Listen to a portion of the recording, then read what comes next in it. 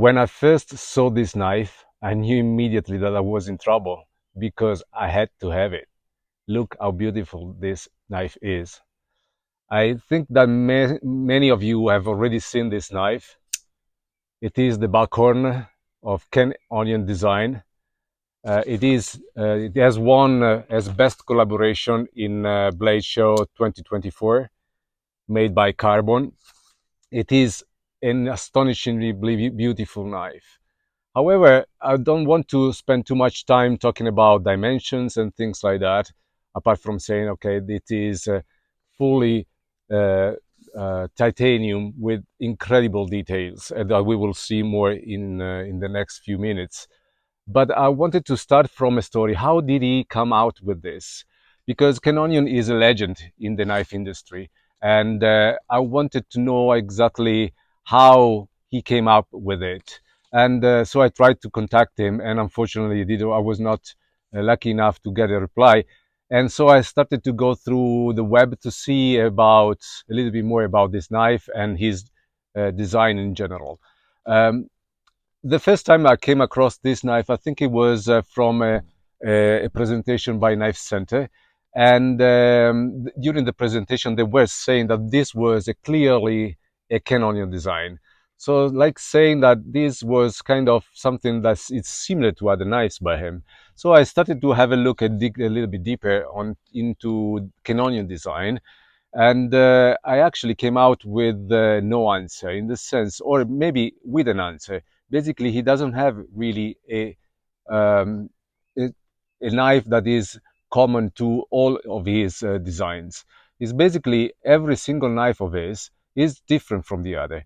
I had a look at an interview by Blade HQ 5 years ago, and he goes through it in details about his way he tries to come out with an idea of a knife and a new design. And basically, he states in that interview that his knife are all different from each other. And if you have a look at, for instance, one of his best knives, according even to his opinion, like Homefront, Speed Bump, Foresight, Redemption, uh, they are all different from each other, and particularly different from this one. So going through this, the interview that he had with Blade HQ, I tried to understand where these lines and design can come from, and he states that he has the way he creates a new design is like he's trying to have a theme, a storyline. So he is a storyteller, and especially I think he relies a lot on movies. So he's a storyteller. He likes futuristic design. He likes to have a free mind, open to any kind of new ideas, new lines, and he loves particularly the texture, the feeling that he has the knife in his hands, which is something that we all love when we have a folder in our hands. The fidgety part, the movement of the blade through the knife when we open it and when we close it is something that we all love. And he is one of them. He's one of us. He's a guy who likes the feeling, the texture of the knife in his hands. And um, and then going a little bit further in the interview, he says that basically he loves as well even Gothic design.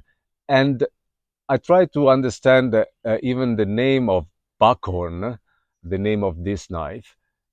And so I was wondering if there is a connection between the Buckhorn and this kind of texture that you see here.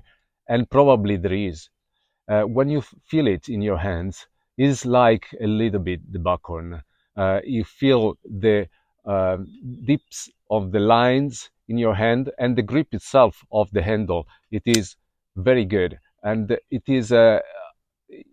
has a characteristic feeling of having something in your fingers that is very defined with a lot of details. You feel it in the fingers even before seeing it.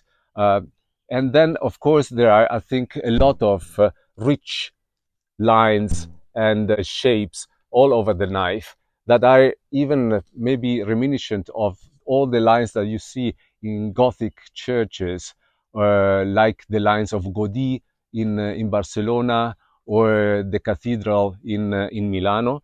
And you realize that there is all this kind of general feeling of a lot of material part in the knife and in your eyes when you watch it. If you have a look, you can see that first of all, the uh, the industry here has been incredible.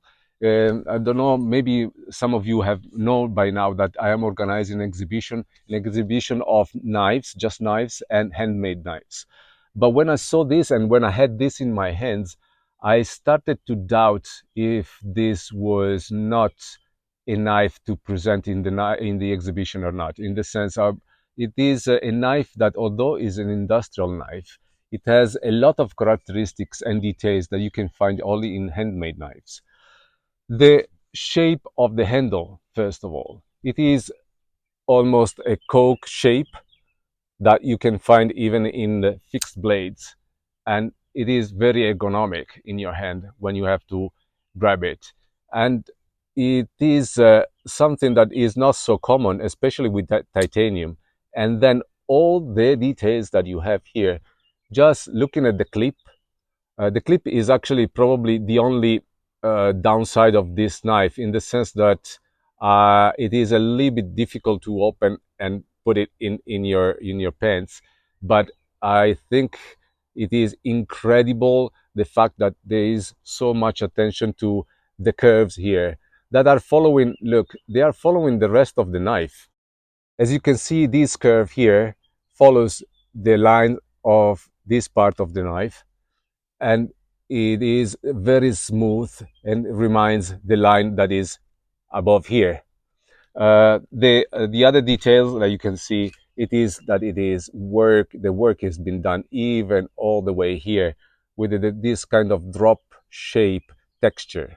And then you can immediately see, like, if these are scales of a knife, of a fixed knife, not titanium but of other materials.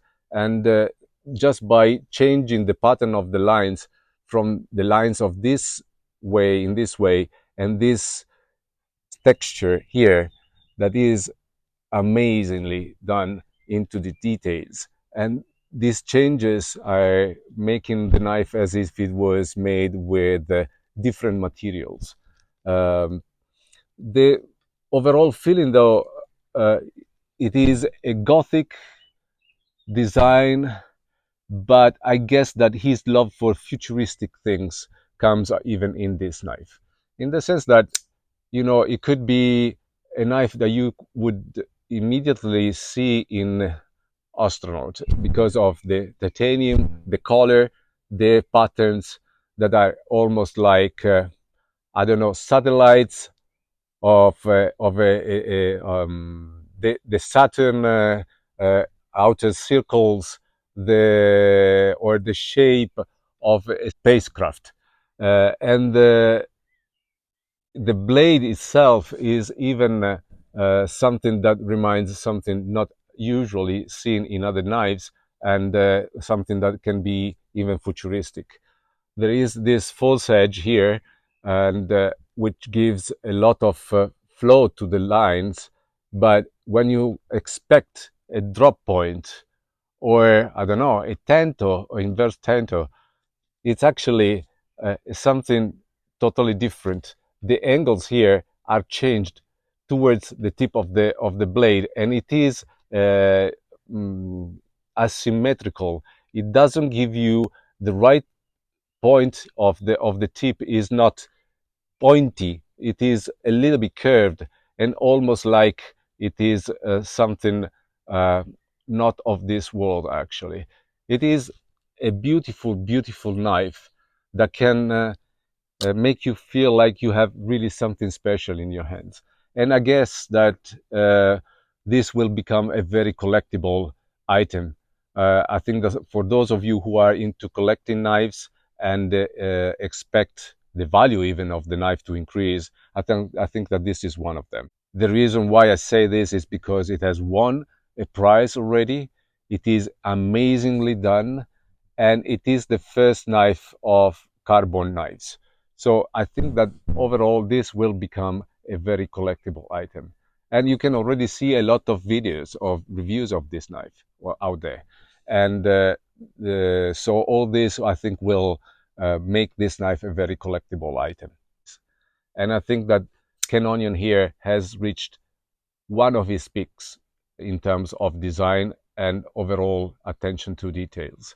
I mean, I can go on talking about the jimping here, the feeling that is in your hands, that is incredible, and all the details. But I guess that you can see right from yourself how beautiful this shape is.